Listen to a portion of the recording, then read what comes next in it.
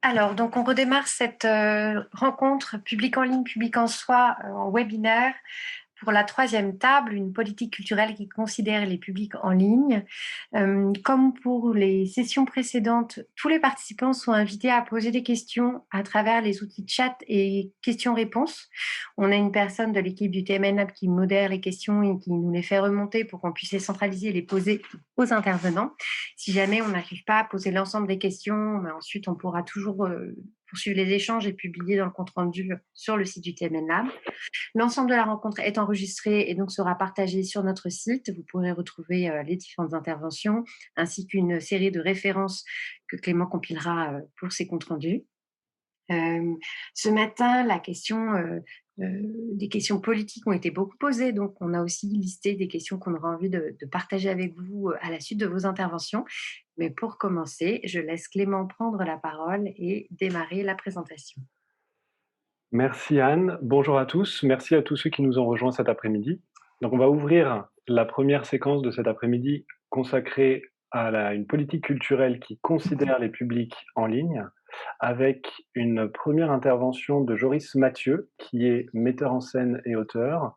Il est directeur du théâtre Nouvelle Génération, qui est le Centre dramatique national de Lyon, et qui va évoquer avec nous plusieurs réflexions, notamment comment favoriser l'innovation plutôt que la modernisation dans la relation au public en ligne et en présence. Et je me permettrai juste avant de vous donner la parole, c'est qu'on a publié un article par rapport à ce qui se passe en ce moment et que on a vu votre prise de parole dans plusieurs médias autour de cette question et donc voilà, on avait très envie de vous entendre autour de cette table.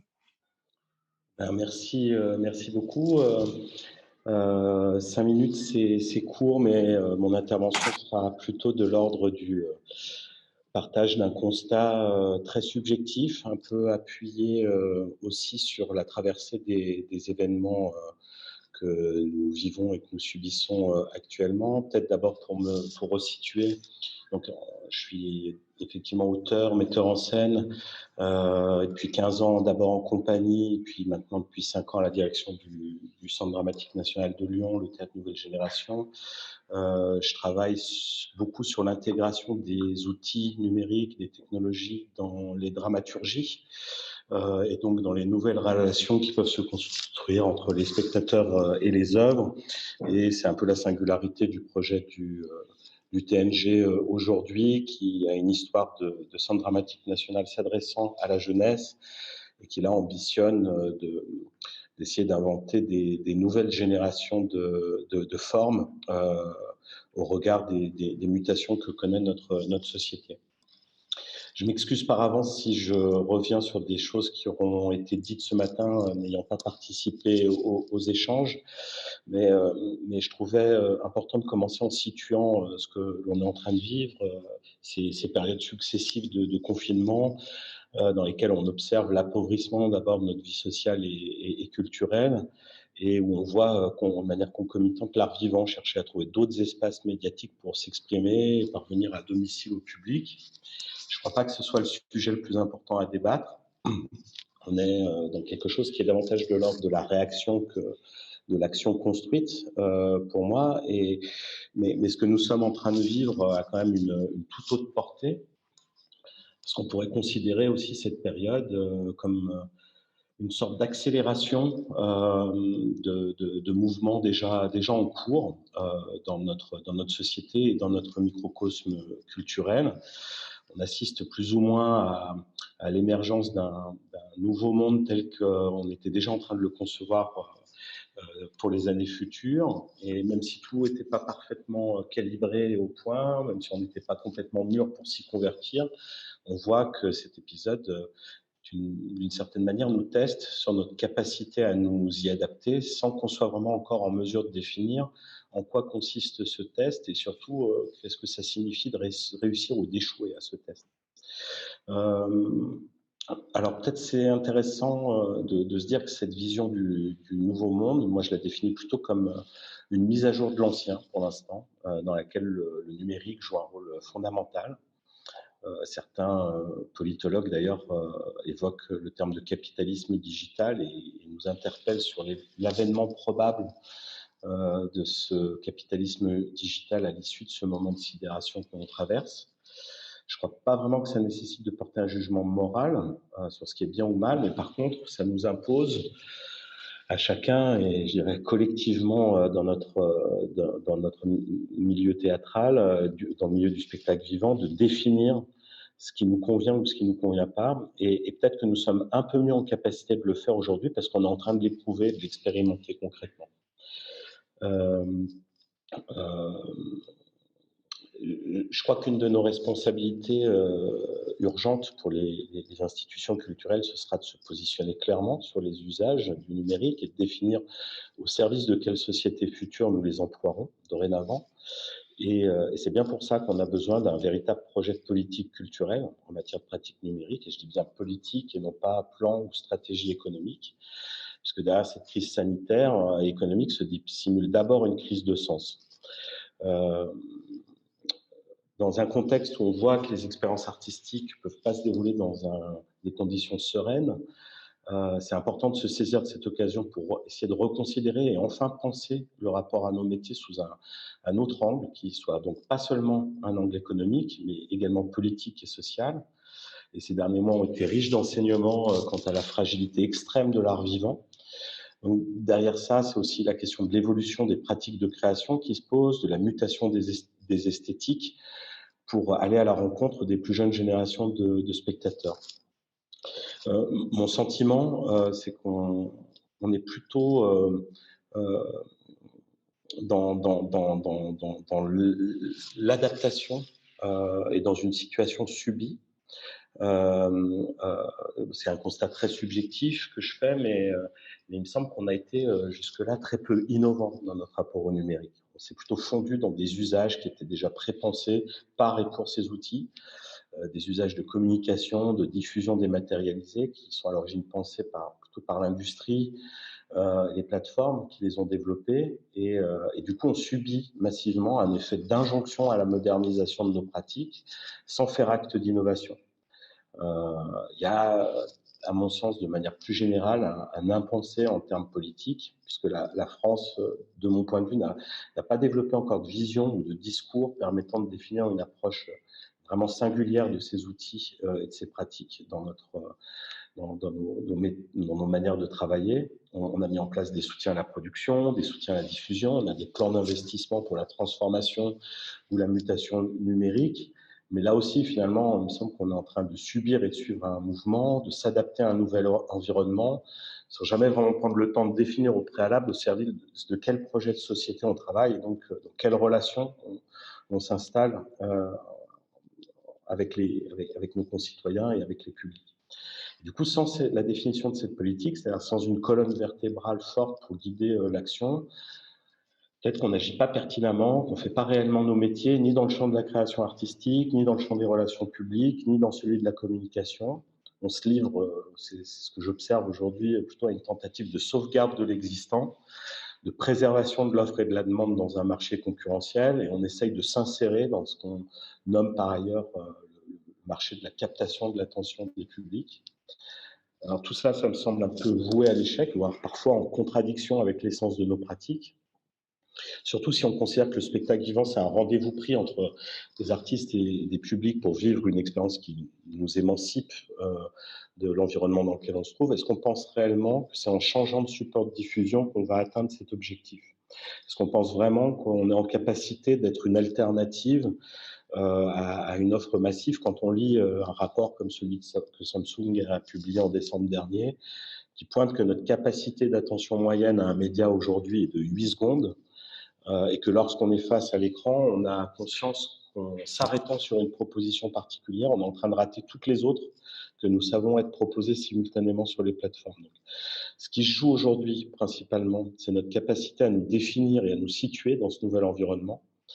Je voudrais ouvrir cette question en mettant ça en parallèle avec un sujet qui est fortement connexe, qui est la question de l'environnementalisme et de l'écologie. Une politique environnementaliste, elle va, selon moi, chercher à étudier l'impact de l'activité humaine sur son environnement, définir des objectifs de réduction de cet impact, fixer des objectifs et mettre en place des process pour atteindre ces objectifs, alors qu'une approche écologique, elle va plutôt poser et penser la question de l'humain dans sa relation à son environnement, en portant aussi des problématiques de bien-être et de progrès social. Donc, de manière très raccourcie, on pourrait envisager que la substitution du vivant par des pratiques en ligne pourrait apparaître comme une solution technique rationnelle sur le plan environnemental.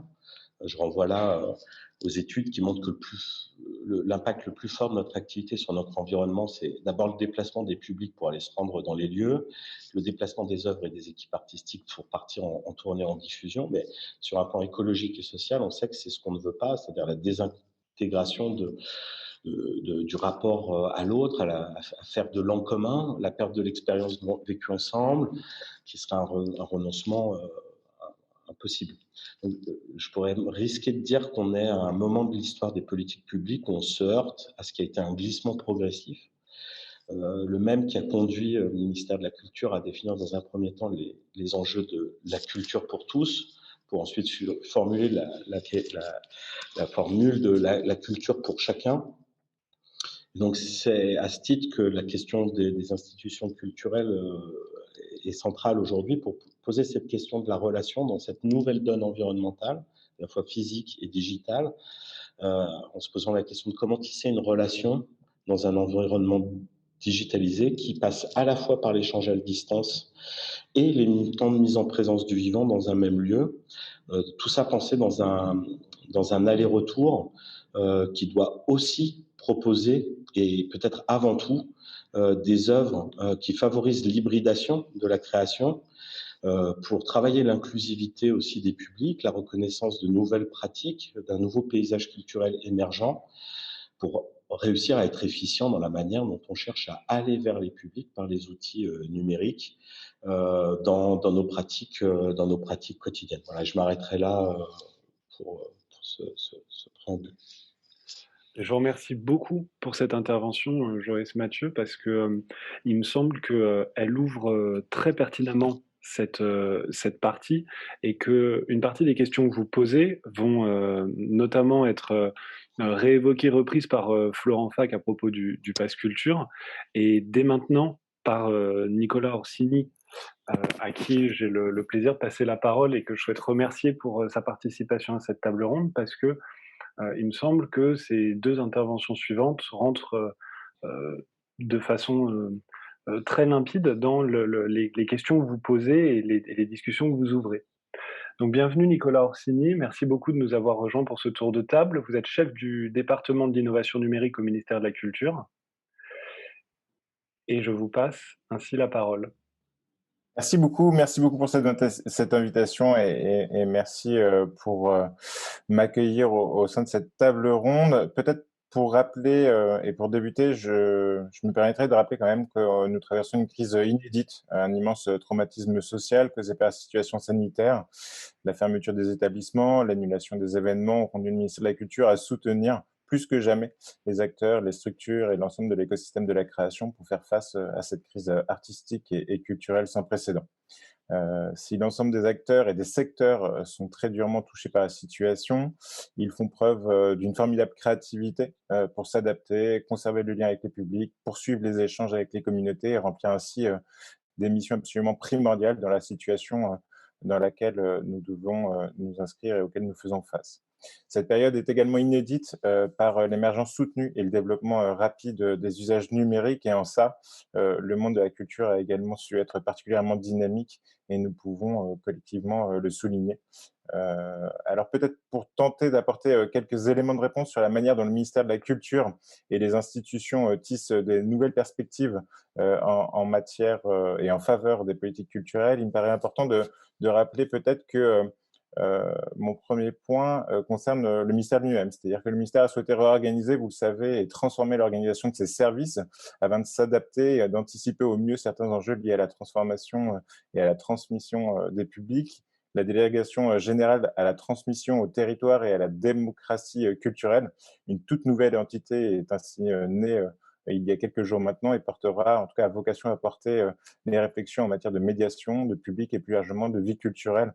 Je pourrais y revenir. Pilotée par Noël Corbin, la délégation générale pilotera ainsi l'action du ministère en matière de pratiques culturelles et couvrira les enjeux liés à la médiation numérique et la mise en place et le développement du Pass Culture dont parlera Florent Frac en est une riche illustration et le succès de l'opération Culture chez nous permet également de mieux saisir la manière dont le ministère souhaite collaborer avec les institutions culturelles sur ces sujets et ces enjeux. Parallèlement à la création de cette délégation, un nouveau service du numérique a également vu le jour au sein du secrétariat général du ministère. Sa mission de transformation devra permettre à l'administration de faire évoluer ses propres infrastructures numériques et ses services en ligne afin d'être plus en cohérence avec les évolutions technologiques et les usages numériques et répondre au mieux aux attentes des publics, des citoyens et des usagers. Parmi les missions du service du numérique, l'accompagnement et la transformation numérique des politiques culturelles, sujet qui est au cœur de ces échanges, sera central et devra notamment permettre de renforcer la capacité du ministère en matière de veille et de conseil en matière d'innovation. Et je suis assez sensible à ce qu'a dit Joris Mathieu sur l'opposition qu'on peut voir entre innovation et modernisation, puisque les deux termes ne se recouvrent pas. Et il faut être extrêmement vigilant à ne pas confondre ces deux notions. Une autre de ces missions sera de favoriser l'émergence et l'amorçage de projets innovants, et je pourrais y revenir. Et enfin, l'objectif est de pouvoir mieux organiser la valorisation et le partage des connaissances, des savoir-faire, mais aussi des expériences en faveur de certaines mutualisations intersectorielles. J'y suis assez sensible et je le rappellerai. Cette nouvelle organisation a notamment à mieux accompagner les différentes entités du ministère, les établissements publics, les services déconcentrés et plus largement l'ensemble des acteurs de la culture sur ces enjeux numériques transverses. Peut-être en guise d'introduction, je rappellerai brièvement que porteur d'immenses opportunités, le numérique ne se substituera jamais à une relation directe avec l'œuvre, ni à une expérience physique, mais permet dans certaines situations de rassembler et de proposer de nouvelles expériences fondées autour de propositions artistiques et culturelles fédératrices et parfois extrêmement innovantes. Il me semble que les communautés en ligne sont désormais devenues complémentaires plutôt que concurrentes à des publics traditionnels, et certaines expériences numériques sont considérées comme de véritables pratiques culturelles, et l'étude du DEPS présentée par Anne Jonchery est en ce sens particulièrement éclairante. L'espace numérique est un nouveau territoire, avec sa géographie, sa sociologie, ses enjeux propres d'accès à la culture et à l'information. C'est un univers collectif dans lequel la valeur est co-créée par la multitude des personnes connectées qui échangent, construisent, débattent, proposent, produisent et diffusent des œuvres et des contenus culturels en ligne. Pour le ministère, c'est une opportunité inédite de mobiliser et fédérer ces nombreuses communautés d'amateurs, d'associations, d'individus et d'acteurs de terrain dont on connaît déjà l'immense participation à la mise en œuvre des politiques culturelles. À ce sujet, les actions menées en matière de participation citoyenne ou de sciences participatives sont tout à fait passionnantes. Cela contribue à la volonté du ministère de mieux comprendre et répondre aux usages numériques, de conquérir et engager les nouveaux publics sur les carrefours d'audience en allant les chercher là où ils sont, en assimilant leurs codes, en s'appropriant leurs pratiques afin de mettre les possibilités des outils numériques au service de l'accès et de la démocratisation culturelle et de l'ensemble des politiques culturelles.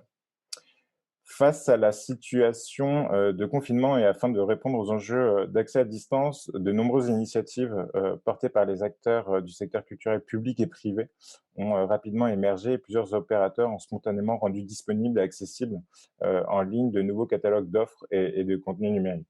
L'accélération des mutations, des pratiques culturelles numériques et le rapide développement de l'offre culturelle en ligne conduisent le ministère à mener une réflexion visant à renforcer son soutien en faveur du développement d'une offre culturelle en ligne, complémentaire d'une offre présentielle, et à encourager l'accès aux contenus et aux ressources riches et de qualité, leviers fondamentaux d'une véritable participation à la vie culturelle.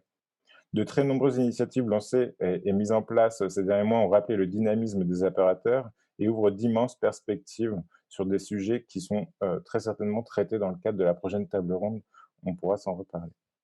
À titre d'exemple, dans le champ des médias et des industries culturelles, l'audiovisuel public a produit des efforts considérables et a rencontré des succès d'audience inédits, à l'instar de Radio France, qui a très largement poursuivi sa dynamique dans le développement de son offre numérique. Et on peut également souligner le prochain lancement par France Télévisions d'une chaîne dédiée à la culture sur la TNT. Dans le champ du patrimoine, les musées, les monuments historiques nationaux, les acteurs de l'inventaire, de l'archéologie, mais aussi des archives ont également fait preuve d'une immense créativité pour nourrir le lien avec leur public, les fédérer, les animer, leur proposer des offres qui, selon les établissements, s'appuient sur des formats et des écritures très différentes et très créatives. Dans le secteur du spectacle vivant, nous avons eu beaucoup de propositions à émerger, et la situation a conduit à poursuivre des réflexions sur la place du numérique dans le processus de création et de diffusion, et l'intervention de Joris Mathieu est à ce titre extrêmement enrichissante. Les opérateurs sont déjà très mobilisés sur ces sujets, et le ministère continuera à les accompagner dans le cadre de l'élaboration de leur stratégie numérique d'établissement, et c'est des enjeux qui seront très largement traités dans les mois et années à venir, j'imagine.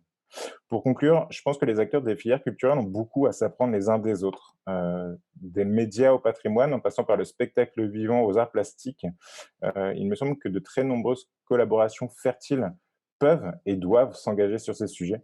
Et concernant le ministère, je pense qu'il s'agira de préciser sa doctrine et de proposer des orientations stratégiques permettant de mieux qualifier, mesurer, accompagner, piloter et évaluer les actions mises en œuvre par les acteurs culturels sur ces enjeux majeurs et centrales des publics en ligne.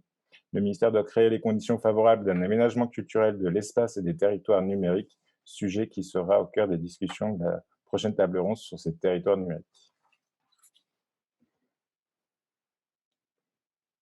Merci beaucoup, Nicolas Orsini, pour cette introduction. Je suis très heureux parce que ça prend plusieurs directions qu'on va avoir le temps de pouvoir aborder lors de la discussion. Donc j'en profite pour passer la parole à Florent Fac à propos du Pass Culture que vous avez évoqué. Merci beaucoup, Florent, de nous avoir rejoints et d'avoir accepté notre invitation également. Super. Bonjour à tous et merci de m'avoir invité. Je suis par avance désolé s'il y a du bruit, il y a des travaux juste au-dessus de chez moi, ce sont les aléas de la visio. Les aléas du direct. Merci beaucoup à Joris Mathieu, à Nicolas Orsini pour leurs interventions dans lesquelles, et notamment l'introduction desquelles, le Pass Culture s'inscrit évidemment tout à fait. Et je vous propose d'articuler, si vous voyez bien mon écran désormais, l'intervention en 3 parties. Peut-être dans un premier temps un rapide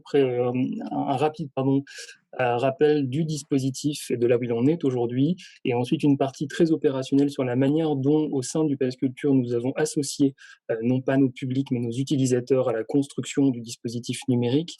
Et en troisième partie, plutôt des éléments de réflexion qui s'inscrivent beaucoup dans ce que Joris Mathieu et Nicolas Orsini ont précédemment évoqué, qui sont relatifs au lien entre les propositions physiques et les usages numériques, et que nous tentons d'expérimenter au sein du Pass Culture. Rapidement sur la présentation du dispositif, je ne vais pas vous refaire l'histoire, j'imagine que vous la connaissez très bien. Peut-être rappeler la mission du Pass Culture. Il ne s'agit absolument pas de se substituer à toutes les politiques culturelles, notamment toutes les politiques de médiation qui sont mises en place, mais de créer un outil numérique de mise en relation entre l'ensemble des acteurs culturels du territoire et un public de jeunes de 18 ans, avec pour vocation de renforcer et de diversifier l'ensemble des pratiques culturelles. À ce titre, la plateforme prend la forme à la fois d'une application qui est disponible pour l'ensemble des jeunes de 18 ans, sur laquelle il y a un crédit de 500 € qui est aujourd'hui affiché, qui permet de consulter des propositions, de rechercher parmi un catalogue exhaustif de propositions, mais aussi à travers des écrans de curation, à travers des sélections, des playlists qui sont effectuées via l'application en lien avec des acteurs culturels ou même des relais socio-éducatifs. L'application, donc le Pass Culture, prend aussi la forme d'une interface qui est destinée aux acteurs culturels, qui leur permet de référencer l'ensemble de leurs propositions culturelles, de suivre leurs différentes réservations et l'état de leurs différentes propositions. Le produit a été expérimenté depuis 2018. Il a connu sa première vague d'expérimentation en février 2019, étendue à 14 départements depuis juin 2019. Et à date, le Pass Culture, aujourd'hui, c'est 135 000 jeunes qui y ont accès, qui découvrent les propositions de 5 000 partenaires culturels sur les 14 départements d'expérimentation, et 850 000 réservations qui ont été effectuées à travers l'outil, dont quasiment 200 000 sur des propositions numériques, et j'y reviendrai juste après. Donc d'un point de vue très pratique, comment est-ce que nous avons et comment est-ce que nous associons encore l'ensemble des jeunes de 18 ans à la création du dispositif?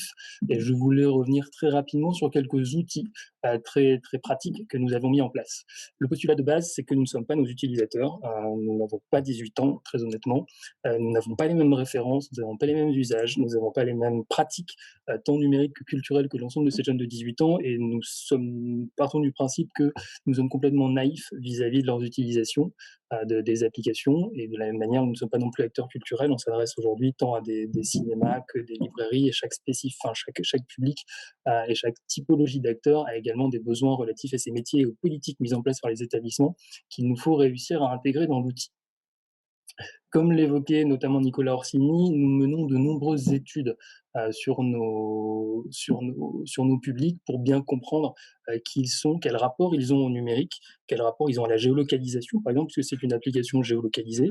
Et le fait de se dire qu'un jeune va partager ses données pour être géolocalisé, qu'il va accepter d'activer certaines fonctionnalités sur son application, ne va pas de soi. Et donc, on étudie énormément les pratiques numériques, les pratiques en ligne, les pratiques tout court d'ailleurs, de nos utilisateurs. Et je vous inviterai également, on a une sorte de blog où on publie l'ensemble de nos études. Ici, par exemple, ce que vous voyez, c'est une étude qu'on a faite sur nos utilisateurs pour comprendre quels étaient les effets des vidéos vues en ligne, notamment des youtubeurs qu'ils avaient suivis sur leurs pratiques physiques. C'est-à-dire, est-ce que voir des vidéos YouTube sur des activités manuelles fait que le jeune va faire des pratiques manuelles? Est-ce que ça fait qu'il va aller dans des lieux culturels? Est-ce que ça fait qu'il va aller au musée ou dans d'autres, ou qu'il va commencer à écrire un journal, un blog, etc. Évidemment, on connaît, donc on accumule de la sorte une forte connaissance de fond sur nos publics et on crée un dialogue directement avec eux. Donc, nous avons de nombreuses boucles WhatsApp et autres réseaux sociaux utilisés par les jeunes qui nous permettent, dès lors qu'on a une question, dès lors qu'on veut faire évoluer l'application, de poser, désolé pour le bruit, des questions directement à nos utilisateurs. Les utilisateurs sont sollicités de manière plus qu'hebdomadaire selon différents groupes, selon différents canaux, et ainsi ils sont associés à l'ensemble des différentes fonctionnalités, des évolutions du catalogue, des évolutions de conditions générales d'utilisation. Nous menons évidemment des ateliers de retour d'expérience, qu'ils soient en ligne ou physiques, d'expérience de l'application, mais également d'expérience du parcours complet sur le Pass Culture, de l'idée d'aller sur le Pass Culture jusqu'à ce qui se passe post-sortie culturelle, pour comprendre quels sont les différents éléments, ce à quoi peut répondre l'application, ce à quoi elle ne peut pas répondre, comme par exemple les enjeux de sécurité des transports en Île-de-France, et qui nous permettent de mieux prioriser et hiérarchiser l'ensemble des sujets que nous devrions mettre en place. Nous avons également mis en place un grand nombre d'indicateurs et d'indices qui nous permettent de comprendre si les utilisateurs apprécient ou non l'expérience Pass Culture, comme l'indicateur de réputation que vous avez déjà peut-être reçu dans vos boîtes mail qui vous demande de noter de 1 à 10 un service, par exemple, ce qui nous permet vraiment, tant d'un point de vue quantitatif que qualitatif, d'avoir une appréhension directe de ce que nos utilisateurs et du niveau de satisfaction de nos utilisateurs vis-à-vis de l'application.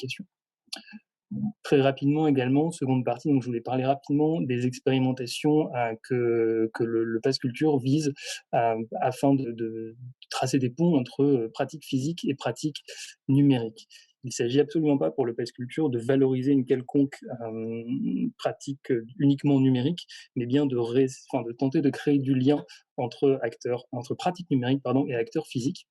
Peut-être juste avant de rentrer directement dans les différentes pistes, un rappel sur ce qu'est le catalogue du Pass Culture. Donc aujourd'hui, toutes les propositions physiques de tout type sont éligibles au Pass Culture, et le catalogue numérique du Pass est composé à la fois de plateformes musicales, de SVOD, de lecture soit en streaming, soit en e-book, de captation préenregistrée, notamment par des structures culturelles, d'expériences live stream, de presse en ligne, de pratiques artistiques en ligne, collectives ou individuelles, évidemment de podcasts, mais également de certaines plateformes de jeux vidéo. L'enjeu pour faire de cet outil numérique un levier pour l'ensemble des pratiques, qu'elles soient physiques et numériques, se situe à 3 niveaux. Premier niveau, que sont les modalités d'utilisation de la plateforme. Aujourd'hui, les 500 € ne sont pas tous utilisables sur du crédit numérique. On a donc des éléments coercitifs qui visent à diversifier les typologies de pratiques. Sont également, alors c'est à titre d'exemple, rendu impossible les livraisons. J'ai beau réserver un livre donc via l'outil numérique du Pass Culture, je dois nécessairement me rendre en librairie pour aller le chercher, donc rencontrer mon libraire qui va faire son travail de libraire, qui va donc du coup proposer ses différents coups de cœur, ses recommandations que je retrouve par ailleurs dans un second temps à travers l'application. Un second niveau pour nous de réflexion, c'est la création des parcours. Comment, d'une part, passer d'une découverte numérique à une réservation physique? Comment est-ce que, par exemple, je peux assister en quelque sorte à l'exposition Pompéi en ligne? Et comment est-ce que derrière, comment est-ce que cette expérience numérique peut me conduire à faire une réservation ou en tout cas à aller découvrir le département, par exemple, romantique de mon musée départemental, et comment est-ce qu'on enclenche des envies, comment est-ce qu'on déclenche certains mécanismes grâce aux pratiques numériques. Par ailleurs, à l'inverse, comment est-ce que les pratiques numériques peuvent également renforcer les opportunités et renforcer les pratiques physiques, c'est-à-dire que si j'apprécie le théâtre, si j'ai l'habitude d'aller au théâtre, si je pratique le théâtre, comment est-ce que je peux renforcer ma connaissance, comment est-ce que je peux poursuivre mes envies à travers le numérique. Nicolas Orsini parlait tout à l'heure de communautés en ligne. Effectivement, nous, on travaille beaucoup sur ces enjeux de communauté. On a eu un lourd travail d'analyse et de persona, et on s'aperçoit que beaucoup de nos utilisateurs souhaitent découvrir des choses à partir de ce qu'ils connaissent déjà. Et donc, l'extension d'une pratique existante permet d'amener de la diversification. Et finalement, pour rejoindre un point qu'évoquait Joris Mathieu, le fait d'avoir un outil numérique de mise en relation entre un artiste, une œuvre, un lieu culturel et de nouveaux publics doit aussi nous permettre de mettre en place à travers l'application des œuvres hybrides, des services hybrides, de nouvelles pratiques numériques à partir d'un usage qu'on aura créé à travers l'application et qui permettra de toucher directement ces nouveaux publics. Merci beaucoup Florent pour cette présentation. Nous avions prévu au cours de cette table ronde d'évoquer avec Stelios Zonis et Dimitri Krasoulia le rapport numérique et spectacle vivant. Malheureusement, Stelios Zonis et Dimitri Krasoulia ne peuvent être présents aujourd'hui, donc on va l'évoquer, vous le présenter avec Anne Le Gall et avec Marion Morel qui a accepté de venir nous en dire quelques mots, et je la remercie beaucoup parce que ça s'est fait un peu dans l'urgence et qu'on ne voulait pas passer à côté de la présentation de ce rapport. Pour vous en dire quelques mots sur sa structure d'abord, ce rapport numérique et spectacle vivant, il est centré sur des lieux dédiés à la danse, mais dans sa structuration, vous pouvez trouver beaucoup de points qui sortent complètement du scope de cette discipline, et il est très intéressant de s'y plonger parce que dans sa structure, il y a beaucoup d'exemples très parlants et de solutions très pratiques sur différentes expérimentations, notamment. Donc, par exemple, comment expérimenter pour conquérir de nouveaux publics, comment repenser le parcours utilisateur avec ce constat. Ce n'est plus l'audience qui va vers la structure culturelle ou son site web, mais c'est le contenu numérique de la structure qui va chercher l'audience. C'est-à-dire que face à des internautes de plus en plus sollicités, l'idée est de leur proposer une expérience in situ dans leur contexte de découverte en ligne. Comment renforcer les missions artistiques et culturelles par le numérique, comment repenser le rapport entre l'œuvre et la communication, ce qu'on a un petit peu évoqué ce matin. Et sur ces différents thèmes, ce rapport se structure avec des exemples très précis, et ça le rend très lisible, et bien au-delà de la question des lieux dédiés à la danse autour duquel cette étude était au départ, s'inscrivait au départ. Donc j'ai le plaisir de passer rapidement la parole à Marion Morel qui pourra nous en dire un peu plus sur ce rapport. Merci beaucoup, Marion, d'avoir répondu également à notre invitation. Hey, bonjour à tous. Effectivement, c'est un rapport qui vient d'une réflexion en fait que nous avions à la délégation à la danse sur la question des films de danse. On réfléchissait à mettre en place un dispositif de soutien à la production, et donc on a rencontré très rapidement l'équipe des films Péléas qui assure la direction artistique de Troisième Scène. Et en fait, très vite, des films de danse, on en est venu à parler de la réception de ces films en fait, des films produits par Troisième Scène. Et Philippe Martin et son équipe avaient souhaité mettre en place une petite cellule ad hoc vraiment sur la question de la stratégie de la communication numérique sur chacun de ces opus qui potentiellement pouvaient toucher des publics très différents puisque chaque objet est vraiment indépendant. On a donc engagé cette discussion finalement qui est partie des films de danse jusqu'à la question de la stratégie numérique en partageant le constat que dans le champ chorégraphique tout du moins il nous semblait que Les lieux et les équipements étaient à des endroits très différents de positionnement par rapport à ça, et souvent plutôt dans quelque chose d'un peu pas réellement assumé, c'est-à-dire un entre-deux. On le fait parce qu'il faut le faire, mais en fait, on ne s'est pas vraiment posé peut-être la question de ce que ça veut dire être présent sur les réseaux sociaux, par exemple. Donc, on avait organisé une rencontre professionnelle à la Gaîté Lyrique dans le cadre du festival de Troisième Scène, qui était ouverte d'ailleurs déjà à tous les équipements, spectacles vivants, voilà, plutôt du réseau labellisé par le ministère de la Culture, mais en tout cas au-delà de la danse. Et de cette rencontre, on a souhaité proposer donc à la petite équipe dédiée au numérique qui s'appelle Baltus au sein des films Péléas, de venir faire un travail un peu d'état des lieux, de diagnostic auprès de 4 structures chorégraphiques. On a choisi ensemble parce qu'elles étaient très diverses dans leur situation géographique, dans leur appréhension du numérique, dans leurs enjeux globalement. Et donc, on a fait ce travail de suivi assez fin avec eux. Ils sont vraiment allés sur place, ils ont fait tout un travail de diagnostic et de rendu personnalisé. Mais au-delà de cette dimension très personnalisée, l'étude, elle avait vraiment à vocation à pouvoir s'adresser au-delà du champ chorégraphique, au-delà même du spectacle vivant. En fait, on l'a envoyé aussi à tout le réseau d'art, côté art visuel du ministère de la Culture avec lequel il est en relation, enfin privilégié, on va dire. L'idée, effectivement, c'était de penser une étude.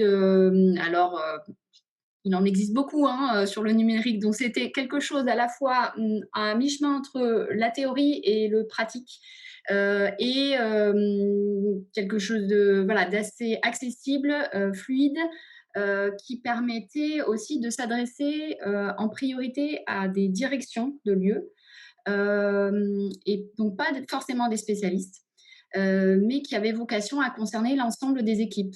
C'était un peu l'idée, avec ça, en tout cas notre ambition ultime peut-être, c'était de faire en sorte que ça puisse être un déclencheur en fait, pour se poser des questions sur qu'est-ce que je fais par rapport à ça. Peut-être que je ne suis pas d'accord avec un certain nombre de choses, mais au moins posons-nous les questions et voyons ce qu'on fait ou ce qu'on ne fait pas avec le numérique.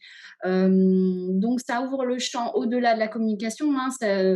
Comme Clément le disait, les questions liées à la création, à la diffusion, à la médiation sont évoquées. Je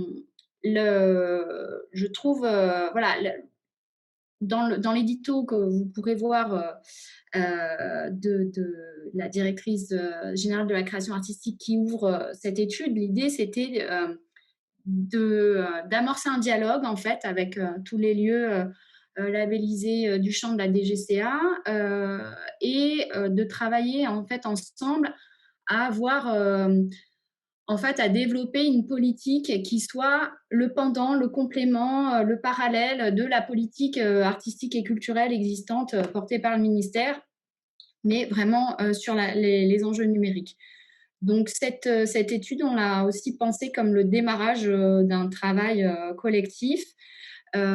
Aujourd'hui, en fait, donc c'est dans le cadre d'un partenariat avec TMN Lab qu'on va poursuivre ce chantier. L'idée, c'est vraiment d'associer des professionnels. Donc, il y aura tout un travail qui pourra vous associer les uns les autres, qui est en cours, mais je n'en dis pas plus. Peut-être que Anne et Clément pourront en parler. Voilà ce que je peux dire. Merci Marion, effectivement, je prévoyais d'en parler, donc tu introduis très bien la chose. Merci de nous avoir présenté ce rapport que du coup nous venons de publier sur le site du TMN Lab, numérique et spectacle vivant, donc vous pourrez le retrouver. On y associera aussi une note de lecture qui permet d'avoir un éclairage par ses auteurs. Effectivement, on va poursuivre ce travail ensemble. Le TMN Lab a mené en 2016 un état des lieux du numérique dans les théâtres. Donc théâtre toujours au sens des lieux de de diffusion et non pas seulement de la discipline, que nous remettons au goût du jour en 2021, toujours avec le soutien du ministère de la Culture. Ça nous semble important d'avoir cette photographie de ce qui se passe dans les lieux, parce que ces questions de politique, on a besoin de reconnecter le terrain, ce qui se passe sur le terrain au ministère et d'arriver à construire ensemble, identifier les points en fait peuvent poser problème, là où par exemple on avait clairement noté sur des questions de politique de formation, on a un sujet assez central, hein, c'est venu ce matin et ça vient en général. Et donc on va mener cette enquête à partir du mois de mars, élargie à l'ensemble des champs de spectacle vivant et plus seulement les théâtres, pour cette nouvelle édition. Et on espère présenter des résultats préliminaires avant l'été, puis on publiera une version définitive à la rentrée. J'aimerais bien, peut-être, est-ce que Joris, on aimerait bien vous redonner la parole par rapport à ce que vous venez d'entendre. On a noté, nous, des petites choses aussi qu'on voudrait poser, mais est-ce que vous avez envie de poser une question aux interlocuteurs qui sont autour de cette table?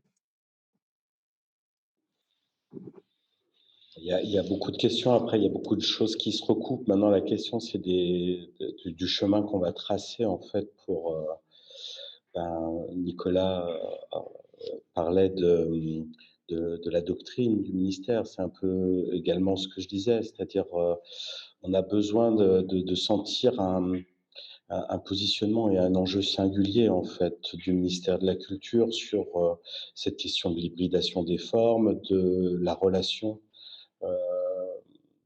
entre les œuvres et les publics à travers les parcours qu'on va pouvoir composer, mais avant tout, je pense que souvent les questions qui se posent pour savoir si on est innovant ou on ne l'est pas, c'est dans le champ, on va dire, des industries créatives, c'est souvent évalué par le positionnement sur un marché, le rayonnement d'une œuvre créée, la capacité à exister.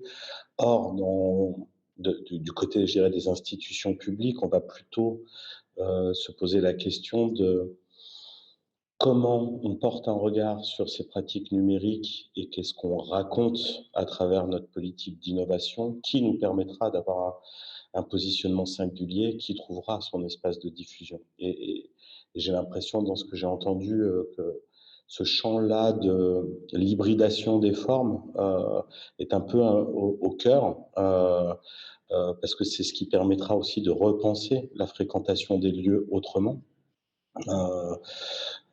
Et donc, on sent que c'est un peu ça qui est en cours de réflexion, mais j'aimerais bien en entendre davantage sur les modalités de cet accompagnement-là, parce que souvent, voilà, on entend plutôt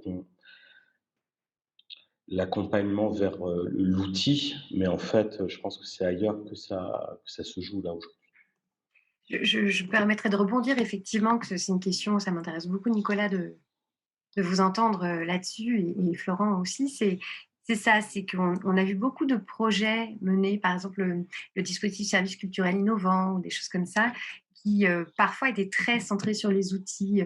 Par exemple, l'évolution de ce dispositif qui visait au démarrage à soutenir des initiatives de lieux, puis à migrer vers le financement d'opérateurs privés en partenariat certes avec un lieu, mais ça déplace beaucoup les questions.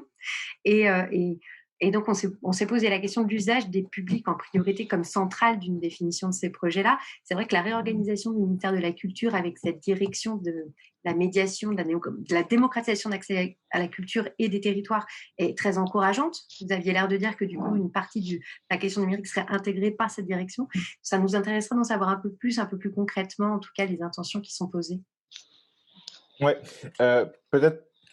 Je rappellerai qu'on apprend en marchant et qu'encore une fois, il y a beaucoup de choses qui ne sont absolument pas définies. Je suis encore une fois tout à fait aligné sur l'intérêt et même l'obligation pour les pouvoirs publics de définir un positionnement clair et une doctrine forte pour pouvoir accompagner au mieux l'ensemble des acteurs. C'est absolument nécessaire et c'est le rôle en fait d'une administration centrale que de définir des orientations stratégiques dans lesquelles les acteurs peuvent se retrouver pour pouvoir naviguer facilement et faire leur travail.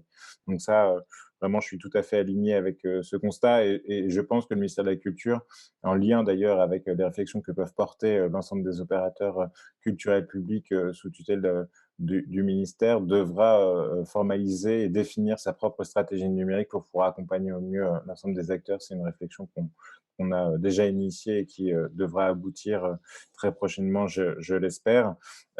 Concernant la réorientation de l'appel à projet services numériques innovants, le ministère de la Culture en fait dispose d'un certain nombre de dispositifs d'accompagnement sur ces enjeux.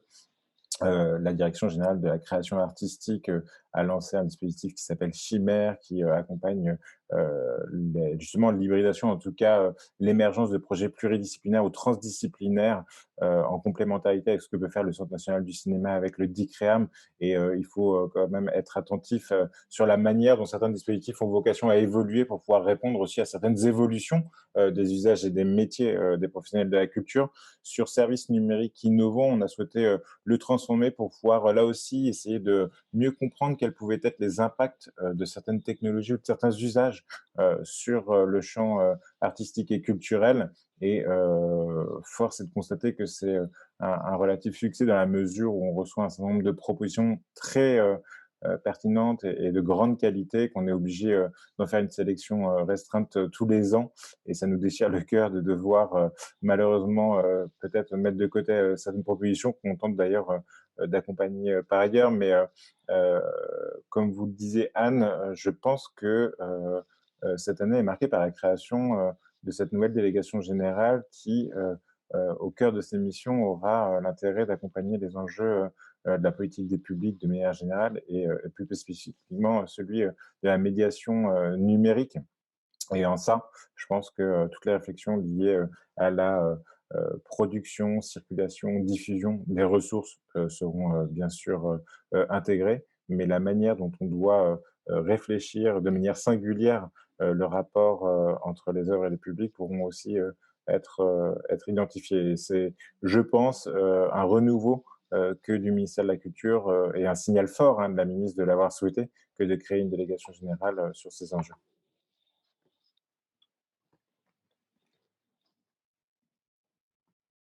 Pardon, excusez-moi, j'ai oublié de remettre le micro, les petits aléas techniques. On avait des questions aussi sur la formation.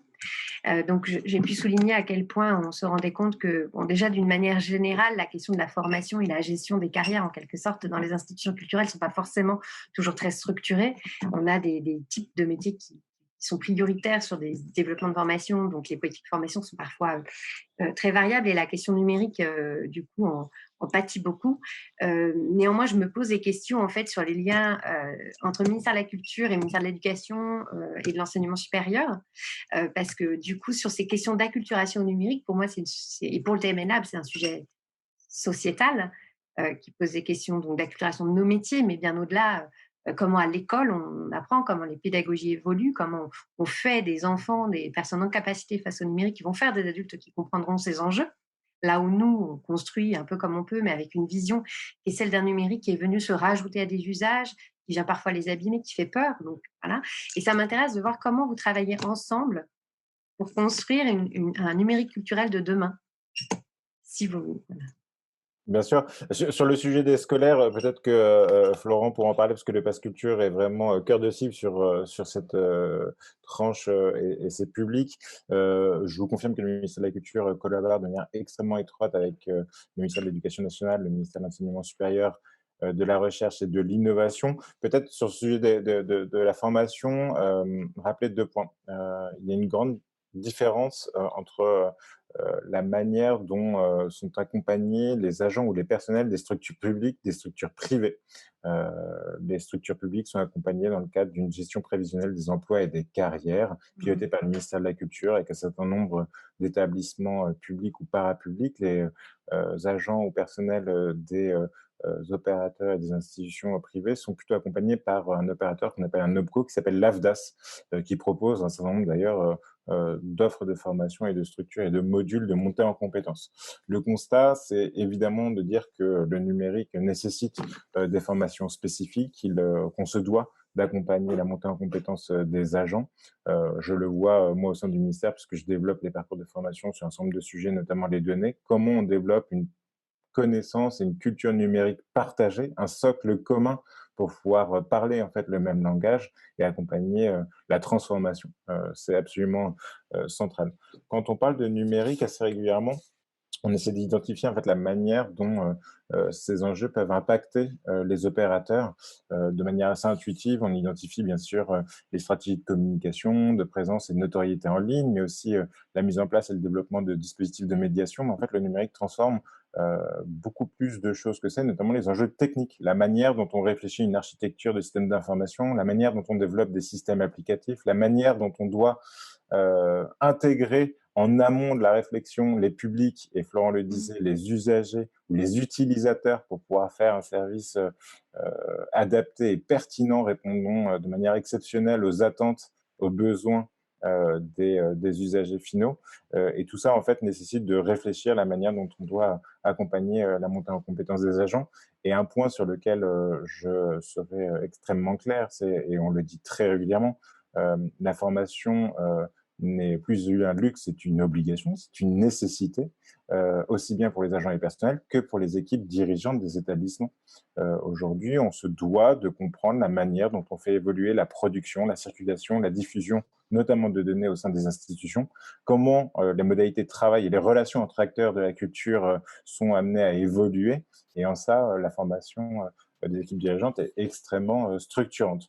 Donc, c'est un sujet assez complexe qui serait d'ailleurs très intéressant de traiter dans le cadre d'une table ronde dédiée parce qu'il est protéiforme et malheureusement, selon si on considère le secteur public ou privé, il est pris de manière un petit peu différenciée. Donc, c'est un sujet tout à fait passionnant et sur lequel les programmes des investissements d'avenir et notamment l'ensemble des financements qui ont été annoncés tiendra compte pour pouvoir voilà, faire de la formation un enjeu de transformation des filières des industries culturelles et créatives.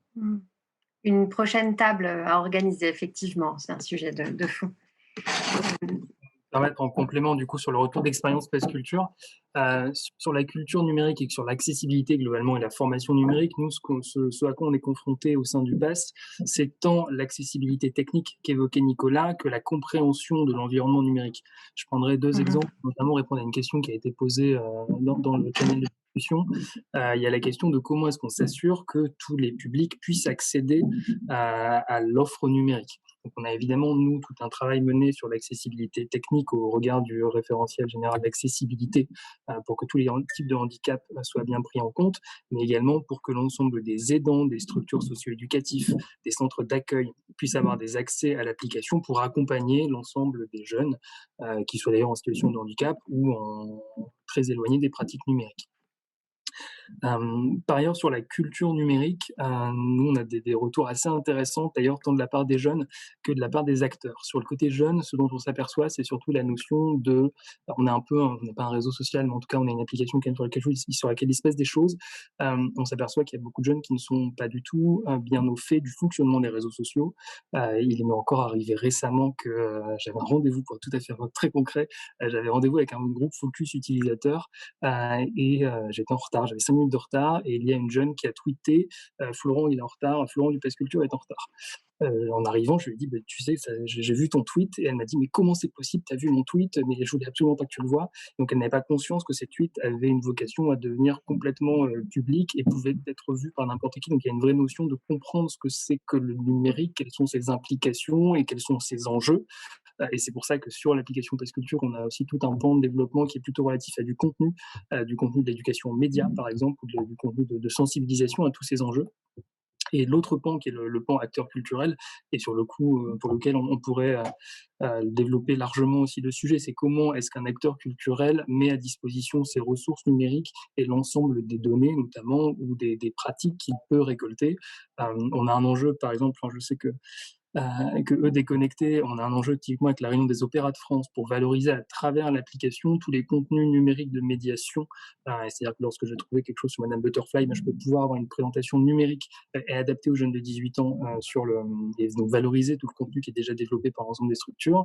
Et par ailleurs, on a aussi beaucoup de réflexions avec les acteurs culturels pour qu'ils puissent, eux, exploiter l'ensemble de l'outil, des données, de ce qui s'y passe, dans le respect évidemment du RGPD, afin d'enrichir leur proposition tant numérique que physique d'ailleurs. Merci pour ces éléments de réponse complémentaires, Florent. Je fais remonter du coup 2 questions. Une question assez précise sur le fonctionnement de l'application, à savoir est-ce qu'il y a un algorithme qui permet de faire des recommandations aux jeunes en fonction de ce qu'ils aiment et leur proposer, à l'image des applications de musique, leur face cachée. Et puis, peut-être élargir après sur une question par rapport au pass culture, dans son déploiement, d'autres départements, pardon, sont-ils bientôt éligibles au pass culture et à quel horizon? Alors sur l'aspect recommandation, il y a effectivement 3 canaux de recommandation à travers le pass. De la curation par des tiers de confiance, donc notamment des acteurs culturels qui peuvent faire des recommandations à travers l'application, de la recommandation par les pairs, ce qui fonctionne c'est notamment parmi les communautés qu'on évoquait en début de conférence. Et c'est mes amis, ce sont mes pairs qui vont me recommander des choses et c'est pour ça que je vais y aller. Et il y a effectivement de la recommandation algorithmique. On sait que certains de nos utilisateurs ne font absolument pas confiance aux algorithmes, que d'autres ils n'y voient absolument aucun souci et même de la forte pertinence. Effectivement, il y a un algorithme qui est en cours qui existe aujourd'hui sur l'application, qui est en cours d'amélioration et qui sera en amélioration continue pendant encore très longtemps. Algorithme qui a vocation à la fois à recommander des offres pertinentes, des propositions pertinentes, mais aussi diversifiées, et qui du coup s'inscrit un peu de manière orthogonale à ce que vous avez habituellement sur les plateformes classiques, que ce soit des marketplaces ou même des médias, qui vont vous recommander ce que les gens qui ont aussi vu ça ont beaucoup aimé. Nous, l'idée, c'est vraiment de tracer, notamment en utilisant en exploitant, désolé pour le bruit, l'ensemble des métadonnées qu'on peut récupérer à travers l'ensemble des organismes, de tracer des parcours qui vont faire petit à petit des pas de côté, et donc de partir d'un livre qu'une personne aime pour ensuite aller explorer une thématique et évoluer dans les différents supports pour arriver jusqu'à la sortie physique, par exemple.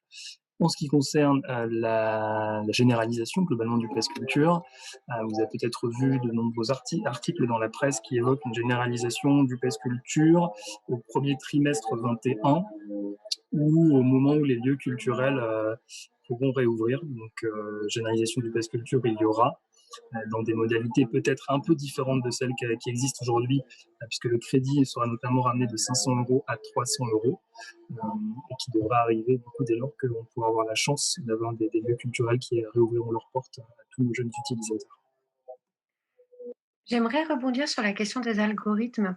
Donc là, Florent, vous avez évoqué, c'est vrai que ce matin, on a pas mal parlé de cette question des algorithmes et aujourd'hui d'un web qui nous est proposé, un web culturel qui nous est proposé plutôt bâti sur des algorithmes, mais malheureusement qui sont pensés dans une logique marchande, donc qui vont pas forcément faire émerger une diversité et au contraire plutôt réduire la diversité culturelle à laquelle on a accès. Et on aimerait vous entendre sur ces questions de diversité et d'algorithmes. Quelle est la politique du ministère de la Culture sur ces sujets-là? On a parlé aussi comment les lieux, les institutions qui produisent des contenus culturels, parce qu'en fait, on produit beaucoup de données et de contenus aussi culturels, peuvent travailler à être acteurs en fait d'un web culturel et de commun culturel. On a parlé notamment très brièvement ce matin de découvrabilité des contenus culturels. Je sais que vous avez publié, ministère de la Culture, avec l'Office des Arts du Québec, un rapport récemment qu'on a relayé sur le site du TMNAB. Ça fait partie des sujets aussi qu'on veut porter et qu'on veut porter avec les lieux. Parce qu'on est vraiment, pour le coup, on doit travailler main dans la main. On aimerait vous entendre et peut-être, Joris, aussi vous entendre sur ces questions. Ouais. Sur la partie données, sur la partie données et algorithmie, en fait, la position du gouvernement est assez claire sur ces enjeux. Et d'ailleurs, un rapport parlementaire rédigé par le député Boterel, remis au Premier ministre en fin de l'année dernière et repris par le gouvernement, a vocation à traiter complètement ces enjeux-là. Très concrètement, chaque administration, chaque ministère est invité et même conduit à nommer un administrateur ministériel des données. Alors, on a évoqué dans ma présentation que j'étais chef du département de l'innovation numérique, mais en fait, j'ai changé de fonction il y a à peine 8 jours. Et donc, je pilote maintenant un département en charge de la transformation numérique des politiques culturelles et de l'administration de la donnée. L'ambition, c'est de pouvoir se structurer pour pouvoir définir une véritable politique de la donnée, essayer de couvrir l'ensemble des enjeux de production, de fourniture, de circulation, d'ouverture et de distribution de ces données en interne et en externe pour pouvoir garantir une meilleure diffusion de certaines données qui mériteraient d'être utilisées par les acteurs du monde économique, social, mais aussi de l'innovation plus largement. Donc le sujet des algorithmes est bien identifié au sein du ministère de la Culture et a vocation à travers cette nouvelle fonction, être très largement développé. Sur la partie contenu et donc développement et participation au développement d'un réel commun culturel. Je suis vraiment très heureux, Anne, que vous évoquiez ce sujet-là, d'autant plus que je pilote depuis quelques années la politique d'open data et d'open content du sein du ministère, politique parfois difficile, qui met en tension un certain nombre de sujets, notamment au sein du ministère en charge de la défense de la propriété littéraire artistique. Je le rappelle, hein, l'open data et l'open content ce n'est absolument pas contradictoire avec la propriété littéraire artistique ou la propriété intellectuelle et a vocation à faire circuler et à diffuser très largement des informations dites publiques. Et il se trouve que sur l'aspect des contenus, il y a de fortes demandes des utilisateurs, des citoyens, des usagers, de la communauté et de la mutualité de manière générale pour pouvoir accéder à certains contenus issus du monde patrimonial, notamment celui des musées. Et c'est une réflexion qu'on mène depuis quelques temps maintenant pour pouvoir créer les conditions favorables à mieux faire circuler certains contenus et remplir, en tout cas répondre à certains de ces enjeux qui sont d'ailleurs bien identifiés au sein de la mission sur la découvrabilité que vous évoquez, puisque en lien avec nos homologues québécois, le rapport sur la découvrabilité qui a conduit à la constitution d'un certain nombre de groupes de travail sur ces enjeux est aujourd'hui au cœur de nos réflexions. La manière dont on doit structurer les contenus et les ressources en amont de leur publication, comment on trouve des référentiels communs, comment on développe, et là on parlait de formation, le sujet des humanités numériques et de l'informatique documentaire est absolument central, la manière dont on va structurer, harmoniser, lier les données pour qu'elles puissent être mieux visibles et découvrables en ligne, en lien avec tous les outils et l'utilisation de certains outils de marketing et de communication digitale que vous connaissez bien. Ça sera voilà, un certain nombre de questions auxquelles on devra pouvoir répondre à travers les réflexions qu'on va mener suite à la publication de ce rapport. Joris, oui. Ouais, juste un petit mot, mais alors sur la question des données, moi je vais pas du tout être à même d'en parler correctement, si ce n'est qu'on voit bien que nos métiers ont évolué par rapport à ça et qu'aujourd'hui on est en capacité d'avoir de meilleures connaissances sur les publics qui fréquentent nos lieux et que c'est d'ailleurs pas sans poser de questions parfois sur le niveau de connaissance que l'on a sur les personnes qui fréquentent les lieux, puisque ça alimente forcément à la fois cette confusion sur laquelle on revient toujours, qui fait le distinguo entre public et client, et c'est toujours très sensible dans le rapport qu'on entretient avec les autres. Et sur la question des contenus, bah, on rêve tous d'avoir ces outils qui permettent d'avoir une approche plus collaborative et plus mutualiste des contenus et de leur accessibilité, de leur disponibilité. Cela dit, la petite remarque que je pourrais faire, c'est que ça me questionne souvent en fait sur, je dirais, notre rapport à l'histoire de la décentralisation.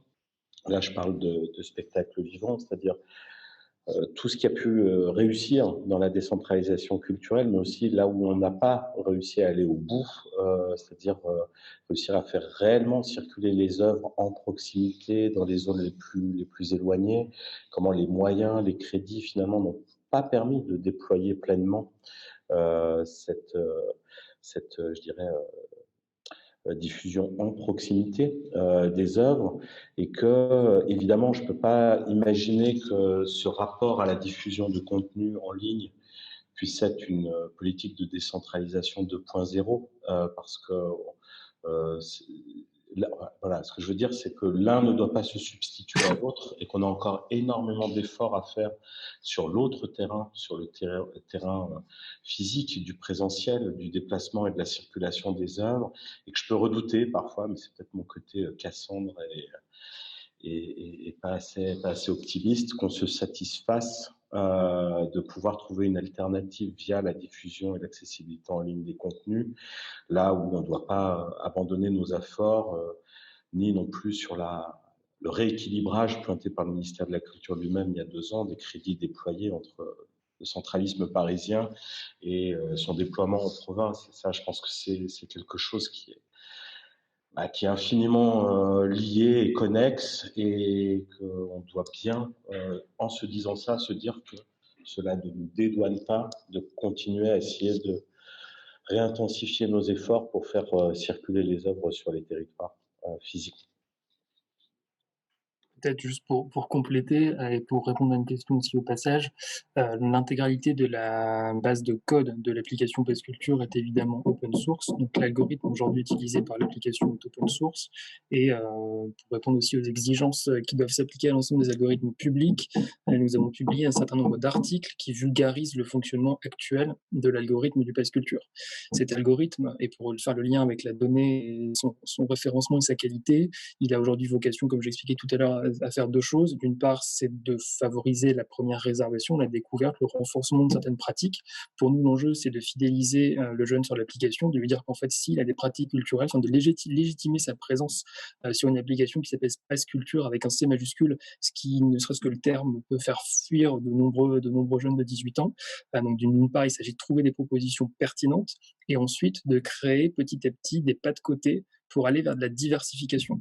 Dans un sens comme dans l'autre, l'algorithme est d'autant plus performant que nous avons d'une part des métadonnées sur les propositions culturelles, sur les lieux, que nous sommes capables de trouver des mots de correspondance entre un livre, entre un film, entre un spectacle. Et pour nous, l'enjeu, donc la qualité de la donnée qu'on utilise directement sur l'ensemble des propositions, des lieux, des artistes, des compagnies, c'est extrêmement importante. Et cette qualité des données doit être croisée avec les données d'usage.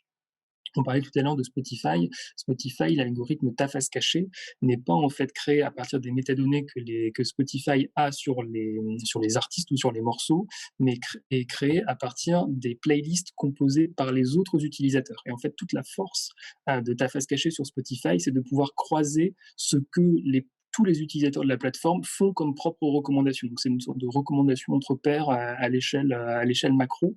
Et nous, on tente d'enrichir à travers les réservations, à travers les offres consultées, à travers les propositions culturelles mises en favori. On tente vraiment d'enrichir cette pure recommandation textuelle ou basée sur des algos qui sont vraiment sur de la donnée pure avec de la donnée d'usage. Et c'est ça qui fait la force de l'algorithme et qui doit faire la force des algorithmes. Peut-être juste pour compléter sur la partie commun numérique, parce que c'est vraiment un sujet absolument essentiel dont on parle beaucoup et qui sera certainement au cœur des réflexions, pas que du monde culturel, mais en fait l'ensemble des acteurs sur ces enjeux de souveraineté, hein. On parle de commun numérique. Lorsqu'on parle de souveraineté numérique, la manière dont on peut, entre guillemets, se soustraire de solutions, d'infrastructures propriétaires pour pouvoir être peut-être un peu plus libre de certains usages ou certains outils. Dans la culture, je rappelle que Wikipédia vient de fêter ses 20 ans. Wikipédia qui est un acteur de référence, hein, dans les communs et les communs culturels. Wikipédia qui participe très largement à la diffusion des contenus culturels et avec qui, notamment dans le cadre de We Love Monuments ou autres, on souhaite poursuivre et surtout enrichir nos échanges, me paraît assez important à rappeler. Et peut-être aussi pour évoquer que le sujet des communs n'est pas que numérique. On évoque beaucoup de sujets communs liés, je sais pas, au tiers-lieu ou encore au Fab Lab. Je me suis rendu assez récemment dans un Fab Lab dont le Fab Manager m'expliquait que en fait, c'était un lieu de vivre ensemble où on retrouvait aussi bien des étudiants en architecture que des personnes issues du quartier où était implanté le lieu, ou encore des personnes qui sortaient de situations carcérales, ou tout simplement des chercheurs qui voulaient tester leurs idées, et qu'en fait c'était des espèces de vivre ensemble qui participaient là aussi à l'élaboration de commun. Le commun, c'est le principe de dire que on peut partager, créer de la valeur ajoutée en diffusant, en circulant, en faisant circuler en fait des contenus, mais en fait les contenus c'est une offre de service de manière beaucoup plus large. Et en ça, je pense que les établissements culturels participent à la constitution de communs. J'ai noté d'ailleurs que dans la réorganisation du ministère de la Culture, a priori, il y avait un poste, un bureau, une délégation, je n'ai pas trop bien en tête, sur la question des tiers-lieux et de l'ESS qui avait été formalisé dans la nouvelle organisation, ce qui est plutôt intéressant. La question de l'hybridation des lieux culturels vers des tiers-lieux, de tout ce que ça interroge, et c'est un mouvement très fort en France aujourd'hui. Je crois qu'on avait encore... Alors, il y a encore des questions sur le Pass Culture, notamment une sur le financement du Pass Culture. Et après, on pourra prendre peut-être une dernière question et on aura terminé cette table ronde. Donc, Florent, oui, la question du financement du Pass Culture, du coup, comment il est construit et... Oui, c'était comment est-ce que ce financement est construit et qu'est-ce qui explique Ouais. la baisse de la dotation sur, la nouvelle, version ou en tout cas sur la deuxième phase de déploiement de ce pass? Deux questions du coup sur la baisse de la dotation. Elle est notamment liée donc, à ce qu'on évoquait sur les retours utilisateurs et sur l'utilisation du crédit. Alors, même si l'expérimentation est forcément biaisée du fait du contexte que vous vivez, enfin qu'on vit tous depuis un an, mais le fait a été et que l'utilisation par les jeunes utilisateurs du pass a montré que les 500 € étaient trop élevés au regard de l'utilisation, notamment des plafonds qu'on a mis aujourd'hui et qu'on souhaite garder, notamment le fait de ne pas pouvoir réserver plus de 200 € d'offres numériques ou plus de 200 € d'offres physiques. Par contre, de pouvoir faire 500 € de sortie, on montrait que ça n'était pas adapté. Et aussi pour la soutenabilité des finances publiques, évidemment, le financement a été rabaissé dans un premier temps de 500 à 300 €. Pour le financement global du dispositif, donc c'est aujourd'hui financé par la loi de finances. Cependant, il y a pour objectif de pérenniser le modèle économique en permettant notamment une participation des acteurs culturels et notamment des grands réseaux et des acteurs du numérique, puisque aujourd'hui sur l'application, aucune proposition numérique n'est remboursée aux acteurs culturels. Donc vous trouvez 10 heures. Pour autant, donc, le jeune, lorsqu'il réserve une proposition 3 mois d'abonnement à 10 heures, il est débité de 15 €. Pour autant, le ministère, enfin la SSP Culture ne rembourse pas 10 heures. C'est vécu comme étant un canal d'acquisition marketing par les grandes plateformes, et donc ça contribue au coût d'acquisition.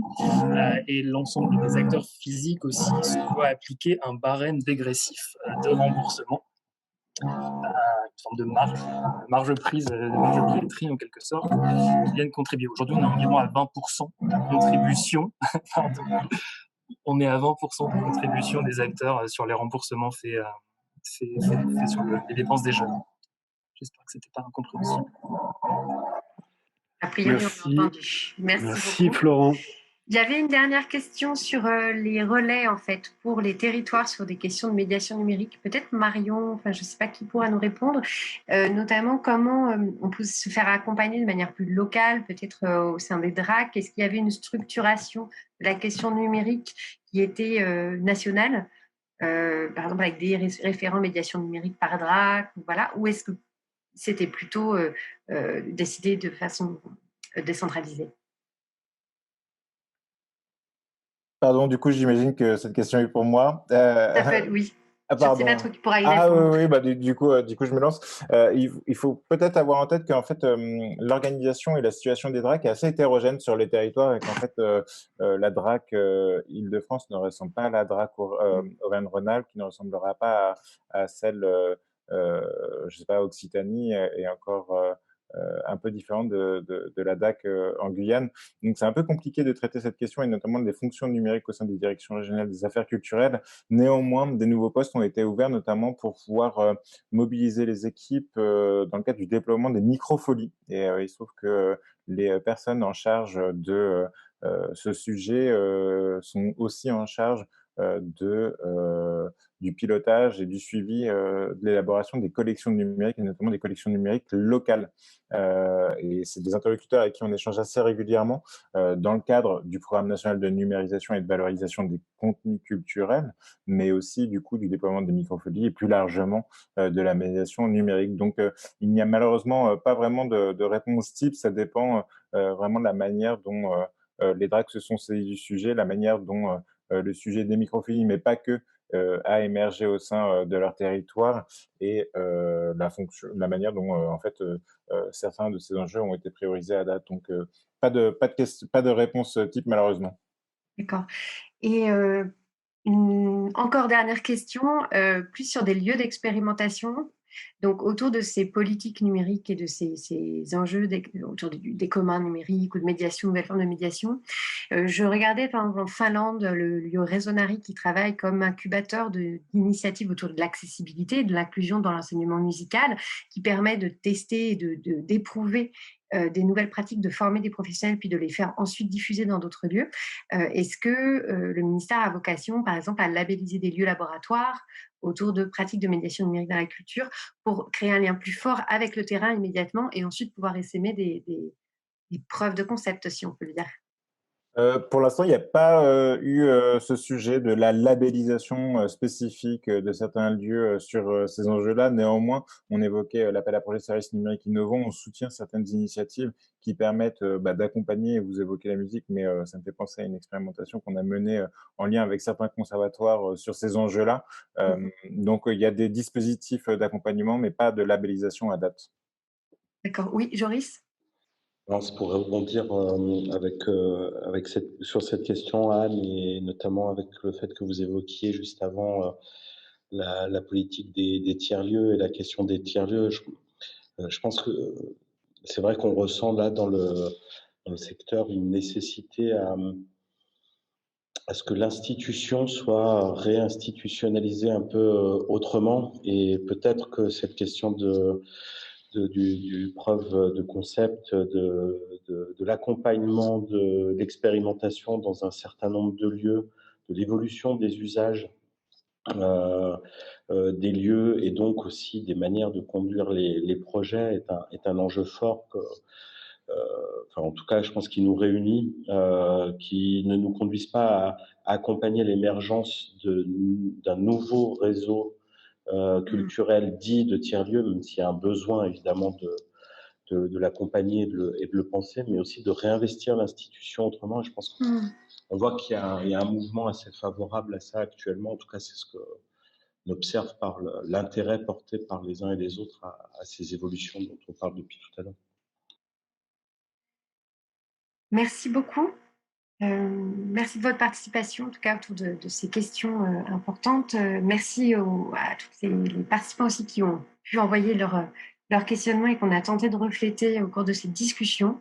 Merci à tous pour votre participation. Donc pour les personnes qui nous ont joints cet après-midi, vous retrouverez ces interventions dans la restitution sur le site internet. Donc je remercie évidemment tous les participants, Nicolas Orsini, Florent Fac, Joris Mathieu. Je remercie évidemment Marion Morel de nous d'avoir en tout cas pu présenter les grandes lignes du rapport Balthus, du rapport numérique et spectacle vivant, parce qu'on y tenait beaucoup. Ce rapport est donc disponible sur le site internet et je vous propose qu'on se retrouve à 15h30 dans 10 minutes pour notre dernière table ronde, les institutions de points relais des territoires numériques.